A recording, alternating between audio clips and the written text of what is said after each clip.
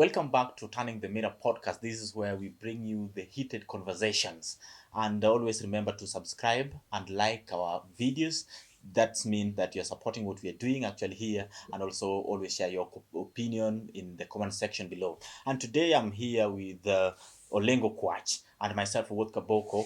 We want to focus into the Nairobi politics now that Sakaja has come into place, joining ODM, or maybe we don't know what really happening. And Babu Wino also is after the seat of the gubernatorial position. So what next?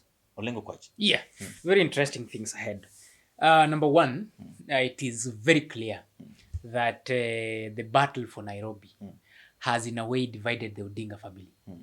Because yesterday, when during the prayers for Raila, his AUC ambition, the chairmanship ambition, which was organized by the Women League of ODM, which happened, I think, in Bomas of Kenya, Nairobi. When Raila stood up to speak, remember Sakaja was part and parcel of those who made it happen. According to Gladys Wanga, the current chairperson of ODM, she said that Sakaja was part and parcel of the organization, and he brought these people together to make sure that the event happened. So, and when Aladwa also stood to speak, Aladwa invited Sakaja to come and join ODM. And remember, this is a man who has not worked very closely with Raila for a long time, because in 2017, he ran under Jubilee ticket to become the senator of Nairobi. And then in 2022, he ran under UDA ticket to become the governor of Nairobi. In both occasions, he was in the opposite sides with Raila Odinga. So when Raila stood to speak, Raila said that he wants Nairobi to be Mara under his son, Johnson Sakaja. And that in politics, you translate it to a lot of things in a way that looks like endorsement. Because those who are present when the Luo Nyanza politics was kind of against the Moi regime back then, they would tell you that Oginga Odinga was under detention and he was not allowed to speak in public. But when he visited Ugenya, and just lowered the car window. When he spoke to the people and said hi, he just told somebody, say hi. When you see the sun to Nyamayanga, say hi. And people then translated it to, Oginga Odinga has endorsed James Orengo. So with such statements in politics, that they mean a lot. So people would translate this to as if Raila Odinga has endorsed Sakaja. And then just hours later, we see Raila Odinga Jr., who is now the son to Raila Odinga, post on his ex saying that telling Babu Wino to relax because he was with him.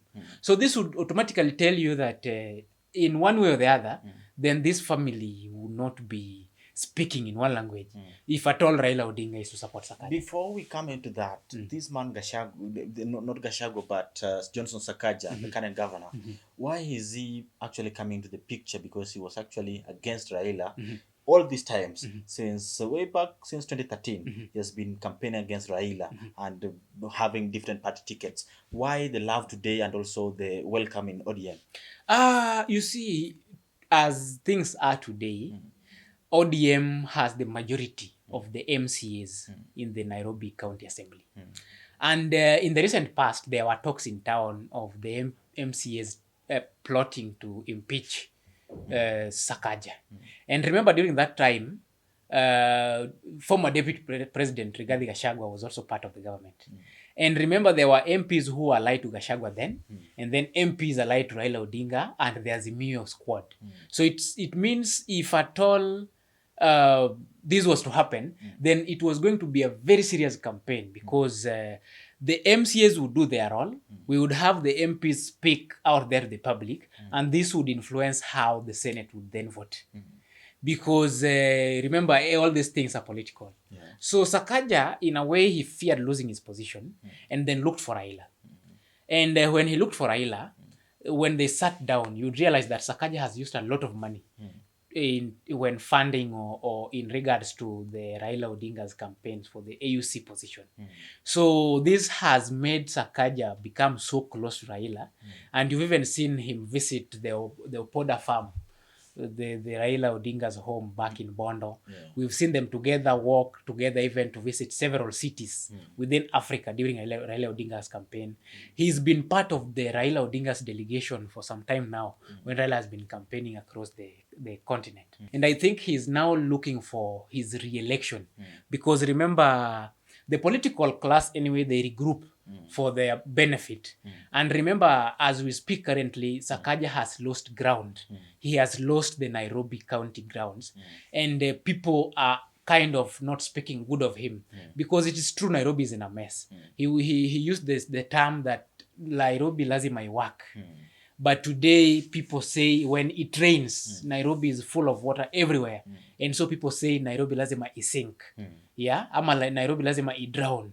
Like things are not just working. Yeah, and I said that let's come into ODM Sakaja out of the picture. You know, let's say that we had ODM in place, and who would ODM have appointed for this race? Like we had Timo Nyonyi, and we also had Babu Wino, and also talks in town and in the streets talking about Sifuna. So who would have been the most preferred candidate for ODM? At the end of the day, I think the most democratic thing ODM would have done to also gain its ground in Nairobi would be to maybe subject all those candidates who are interested into a nomination process, so that it is either they first sit as a house and then discuss. So if one person or two wills to leave it for the other person, then they go with the person with the highest ground, with the high support from the ground.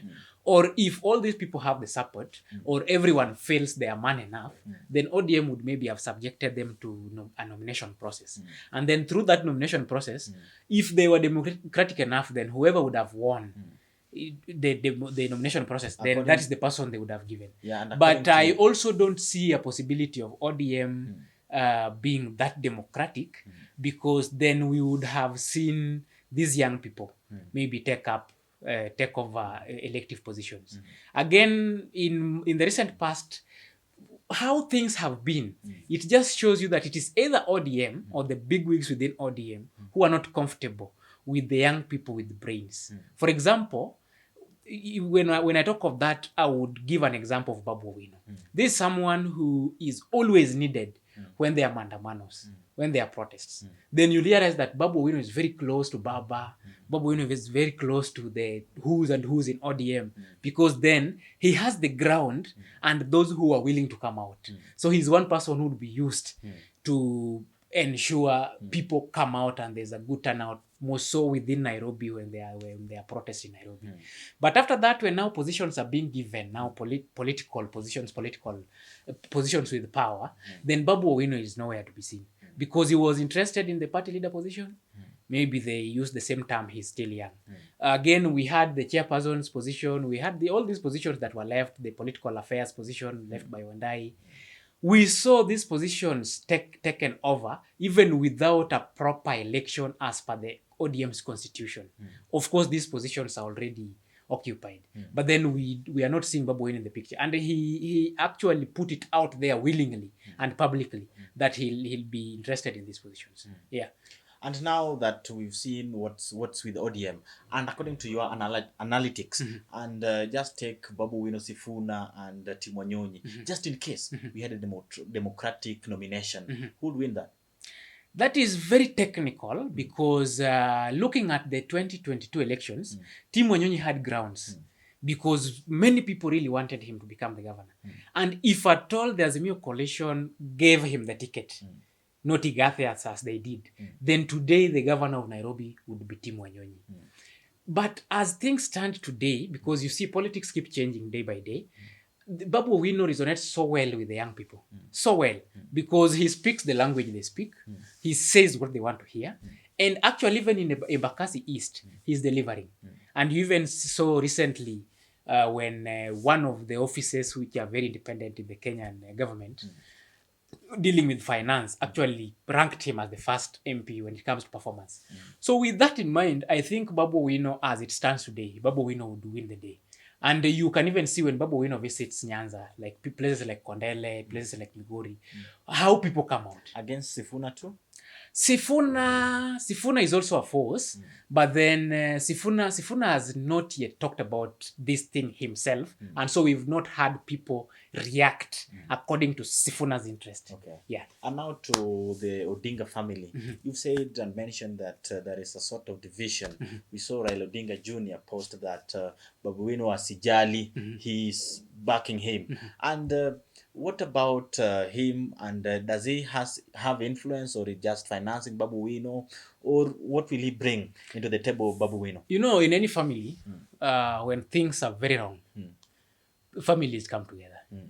And even when now we look at these political families, a family where they are kind of the influence, they have some sort of influence either in a region or in a country. They at times they bring their families into politics, because remember when Raila was declaring his candidature back in 2022 at Kasarani, he brought all his children with him, and he told us, this is Raila Odinga Jr., this is Winnie, this is Rosemary, because then he felt these kids should be part and parcel of his movement. And therefore I think Raila Odinga Jr.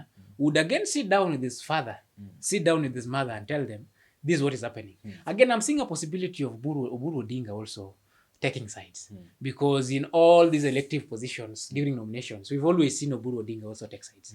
Yeah, so it's very possible, and it is visible that the Nairobi politics, as at the rate of which it is going to divide this family. Because remember, Babu Wino has been so loyal, and even with everything going on, even if he is not given a position, he's still loyal. He even speaks and tells you Baba. He just refers to Raila as Baba.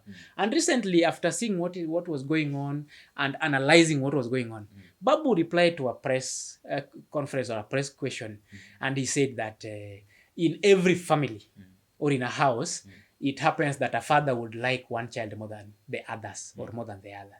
But unfortunately, in their case, he said that this child is unfortunately not coming from our house. So he was certainly referring to Sakaja, that maybe it is now Raila, maybe as a father, has loved Sakaja more than the other children within Nairobi. But unfortunately, Sakaja is not from within the ODM family. He has not grown from within the party.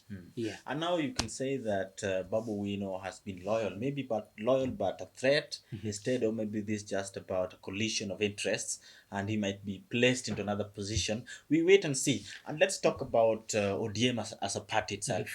Is ODM really doing the right thing? Is this a democratic move that they are ditching their own and supporting another person because he financed or did something good to the party leader?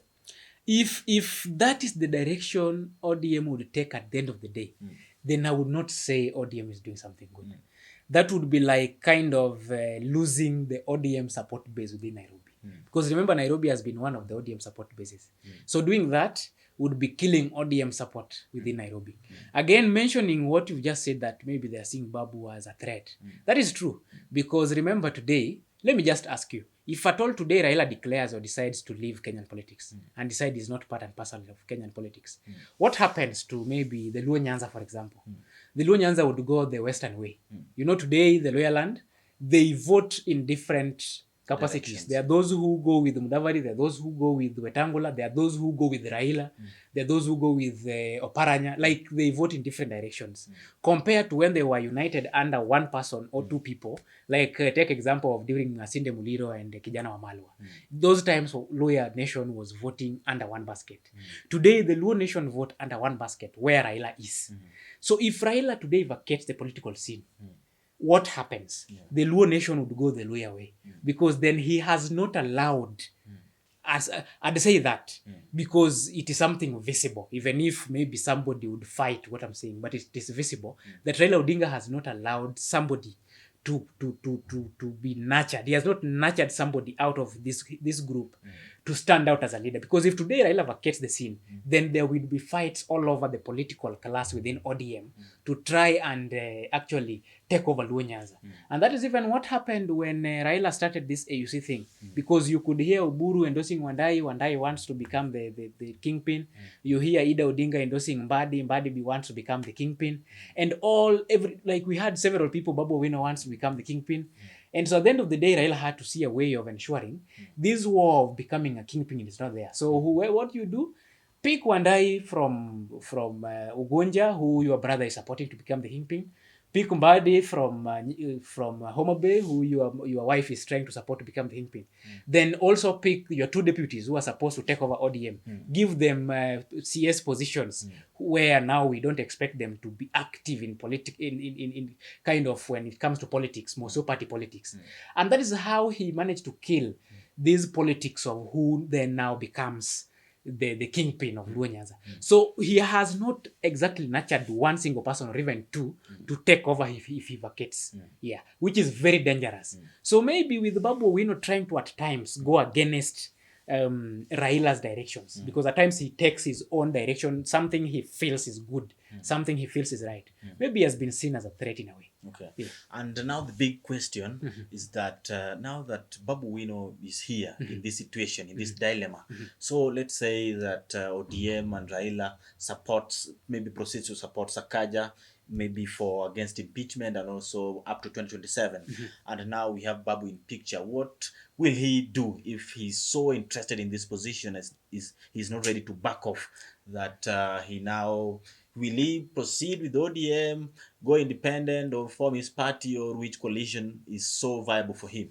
I think Babu, if he is seriously interested in the gubernatorial position, then he has very limited things to do. But if he is out to go for it, then ODM, if at all ODM decides to go with Sakaja, then ODM would not be an option for him. So he would either form a party. Remember in 2017, ODM was interested in Omtata's candidature, but then they played him at the end of the day and gave someone else the ticket.